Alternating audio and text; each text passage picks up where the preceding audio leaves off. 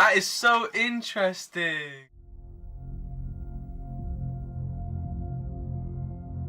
I will be focusing on audience feedback and what we have learnt from it. Our audience, we had decided to make them 15 plus. The reason for why we had come to this specific range was because we used research skills such as creating a survey on the website SurveyMonkey. Using questions such as how old you are and what genre you like to watch created a base for our final product. Originally, we had early footage that didn't fit within our genre, hence why after presenting and taking feedback from our media teachers, we were able to take establishing location shots that our audience would be intrigued by. The lighting within our footage had adapted a blue color scheme throughout. Although we felt this was an error, after showing the final product to our audience, we were receiving positive feedback for it, because they felt a mood setting throughout the whole trailer. Another reason for why we kept the target audience at 15 plus is because we felt confusion was set in for anyone under 15, as the storyline may be too complicated. Through the progression of our trailer, we spoke to different target audience members and they all came up with the same question as to why there was a thumbs up given by the person robbed. As a group, this is an error that wasn't solved as audience members thought it was more of a planned robbery. And that's when my life changed. Taking continuous feedback from our teachers, we were told our teaser trailer looked more like a film opening. Therefore, we took on advice and took random footage from different areas and locations, which created more confusion and intensity throughout the trailer. Also, asking strangers for their opinion, for example, what would you expect to see within an action film trailer? We came to a realization that our trailer was too male dominant throughout, which may not interest the female audience and drive them away. Hence why we decided to add a female character to the trailer. Through the use of Final Cut Pro, we managed to add on our different styles of footage from low angles all the way down to POV in order to have the audience feel part of the trailer. Adding a close-up of the female character elaborated upon our trailer's narrative. Once we had completed our trailer, we posted it upon social media in order to get feedback from a more diverse audience. Overall, after watching our final product back, what I would do different is use more research skills in order to connect with the audience. For example, we kept our film dark throughout, as we felt it would be best suited for the film. However, if we had made sure with our audience, we would have had more of a permanent result. Also, because of the timings, we weren't able to get clearer footage. Therefore, I would try to ask audience members which timescale that they feel would be fit for an action film trailer. So did you think there was anything wrong with the trailer, anything confusing at all? Okay, so when the main character gives a thumbs up to the person that he's just robbed, it looked as if that was planned. I thought it would have been something spontaneous, so that left me quite confused. It didn't make sense. So was the genre clear? Yeah, from what I saw, it looked like an action and adventure movie. So the narrative made sense? Yeah, it did. So from what the trailer showed, there's a guy that's a pickpocketer, and through like the trailer, he's like running around being chased or whatever because he's picked up a USB that he wasn't like meant to like pick up. So therefore, like it's causing other problems and yeah. Does it look professional and why? Yeah, it does. I like the way they used like different cameras, like the GoPro in one of the scenes looked like made the film look professional.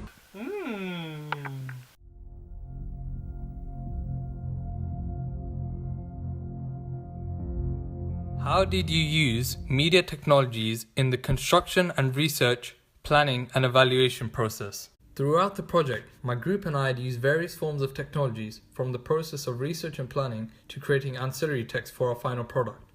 A range of media technologies have supported us in this project, some of them which we were previously familiar with. However, some software and hardware were newly introduced to us. Becoming familiar has been quite difficult as most devices and software we use is widely utilized by professionals in the film industry. Using a combination of technologies has supported my group and I throughout our experience. As most media projects rely heavily on technology, using different types of software and hardware became a vital skill we had to acquire. To answer this question, I will be addressing the specific software and hardware we use in our project, and more specifically, how this technology has been utilized to create our final media products. Research and planning were both crucial preparation stages for our project to have a successful outcome. The internet has been a vital resource to gather relevant information for the stages. As we needed the inspiration to generate ideas of our own, we approached YouTube to review content relating to our genre. For example, the new Jason Bourne 2016 has closely linked with our storyline, so we decided to analyze the trailer in depth, consequently allowing us to select certain scenes from the trailer which we could replicate. Communication is a crucial component in all group work. The popular socializing app, WhatsApp, has enabled us to chat to one another from different devices on platforms such as iOS and Android. When we were in the location scouting process, we required assistance to navigate us to certain areas. Apple Maps on my iPhone has provided us with precise directions to areas situated in central London. In the making of a storyline, receiving opinions from a random sample of an audience was important. That is where SurveyMonkey helped us devise a questionnaire to get verdicts from various people regarding which elements they would prefer in an action genre. Organizing all this information in an accessible manner was necessary, as this will become our individual portfolio which would represent the work we have produced for this project. Weebly allowed us to display all the relevant information in an explicit way. When constructing our primary product, the teaser trailer, we utilized various forms of media technologies to have a positive result. The camera was our most important device when it came to recording all the footage.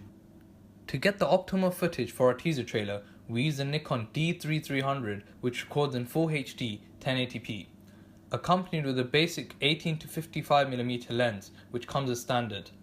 When we were beginning to record our first few scenes on the digital SLR camera, the footage seemed to be out of focus. The reason being for this was the camera had been focusing automatically. This meant the camera had been detecting subjects and adjusted its focus depending on this. From this situation, we discovered it would be better to focus the camera on meeting our requirements manually. To stabilize the footage, we utilized a basic tripod which had been compatible with most modern cameras. When creating the storyboard, bearing in mind the genre of our teaser trailer, my group and I were intrigued to include a few point of view scenes. Fortunately, one of us had a GoPro Hero 4, which meant we were able to record from a first person's perspective. The software we used to edit all our footage was Final Cut Pro.